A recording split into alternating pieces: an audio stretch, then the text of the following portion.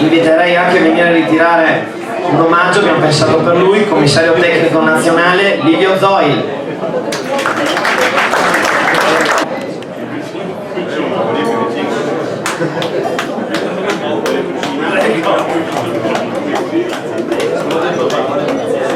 Sì, sarò breve, ho finito, due parole. La manifestazione si presenta bene come tutti gli anni e migliora sempre di più, quindi va bene così. Grazie. Grazie.